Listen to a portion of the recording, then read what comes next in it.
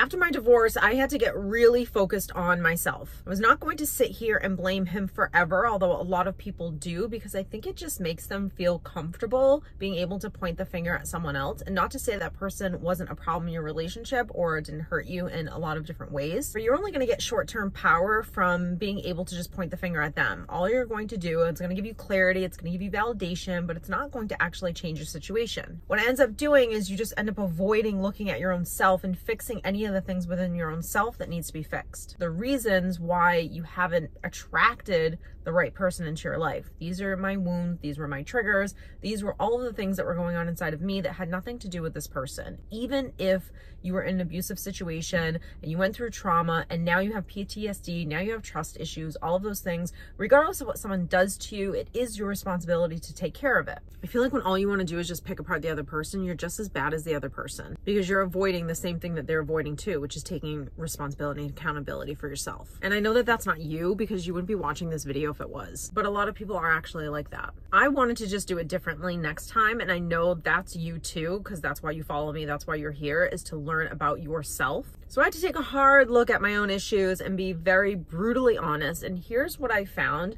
And I think these are the things that are universal sometimes among all of us.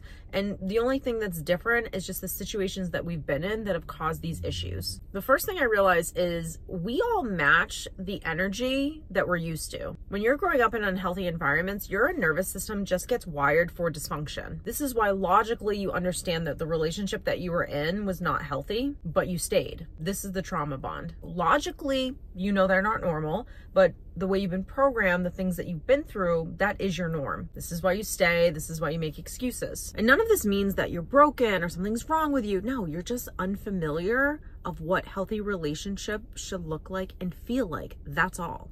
All that you've known is a certain type of relationship. This is how you've just been programmed. At the end of the day, we're all looking for our best friend that we are physically intimate with. That's really the only difference. So if you just make this really, really simple and just look at the situation as I'm actually looking for a friend and then learning how to be a great friend to yourself, that will basically raise the bar on how someone should actually be treating you. The second thing that I kind of realized, if I really wanted to do it different next time, was I had to understand what my wounds were, because your core wound is what is always going to attract you to this person. For me, I was either drawn to people that were inconsistent or just distant. The reason why this was something that I was unconsciously just being drawn to or linked to was because I was used to emotional kind of like highs and lows. When you live in environments where it's up and down, you don't know what to expect, and it's a little rocky, like you're kind of walking on eggshells, this is going to trigger you to want to work hard in relationships so you can keep the peace, so you can get what it is that you actually need from this person. This also triggers codependency, but this is your abandonment wound talking. And everyone has an abandonment wound. Most of us,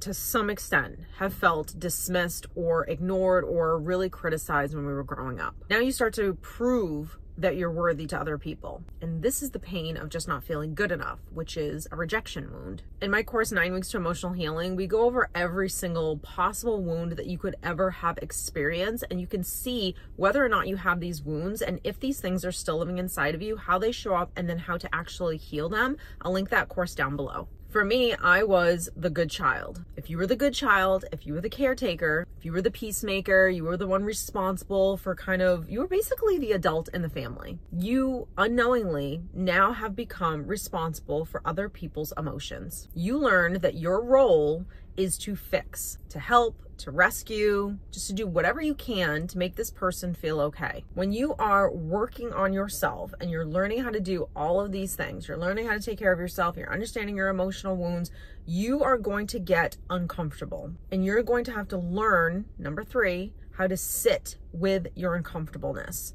Because if you don't know how to sit with uncomfortableness, when you feel uncomfortable, you are going to find a person, find an addiction. You are going to do something to just get away from that feeling because you don't know how to take care of yourself emotionally.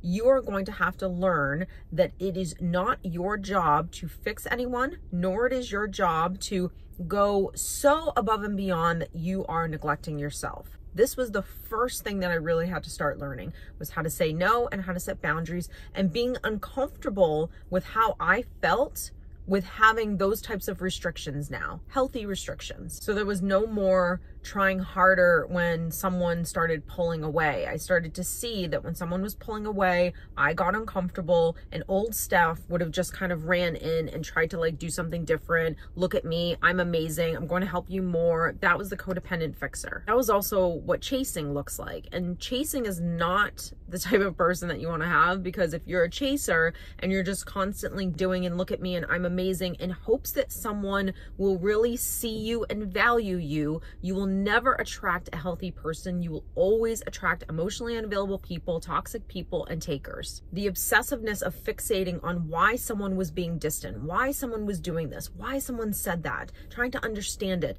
not blaming myself, not thinking that there was something wrong with me or that there was any truth in what it is that that person was saying. The only way you can really do any of these things is you have to learn how to be the healthy adult inside yourself. And that's really the problem that's happening right now, is every day you're showing up as just your weak, wounded, insecure inner child. And that part of you will always live on. That part of you would never go away, because that is what makes you human to some extent. So, but the job is, and what you're learning now how to do, is show up as the adult and not expect your partner, your kids, money, a great job, all of these things to give you that kind of validation, that self-soothing, that motivation that you should be giving yourself. Everyone in your life that's healthy will be the icing on the cake, but you are the cake and you have to learn how to be the cake. And that's what we're doing here. Now that you're uncomfortable having to kind of sit in this for a second, where someone's being distant and you don't text them back, you just sit, that you're going to let some anxiety start to rise up and you're not going to react to that. And you responding to it is not you responding to it from your anxious, insecure, worried inner child. You respond to it as your healthy self. When you don't know how to really pour into yourself, you need attention. You need someone to make you feel like you're worthy. So everything that you're craving that someone else will give you, or all the things that you're not giving yourself. We all want to be in a relationship where we feel safe, where we feel seen and heard, but we first have to start giving it to ourselves. The only way you're ever going to find that great relationship is if you are actually the person that you're looking for. Because I'm going to tell you right now, no healthy person is going to probably even be attracted to you if you are wounded. Think about it. If you're learning right now how to be super healthy, you are slowly going to stop being attracted to red flags. You're going to be able to see them very clearly, and you're going to go, no, I'm all set. And that's going to be an easy thing for you to do. Now, right now, you may not be narcissistic red flag, but you might be codependent red flag. And to a healthy person, that's not attractive. So you learning how to be your healthiest self that you can possibly be is just setting you up to find that great partner. Because you don't want your great partner to be responsible for you as much as you probably want them to be, based on you being wounded and not knowing how to take care of yourself. I hope you guys enjoyed today's video. A little different of a setting, just an impromptu, casual, let's have a chat kind of video, but I hope you liked it. If you did, don't forget to hit that like button. It really helps out the channel. Go follow me on social, and if you are interested in working one-on-one with me, I always link everything down below. I'll see you guys in the next one. Take care. Bye.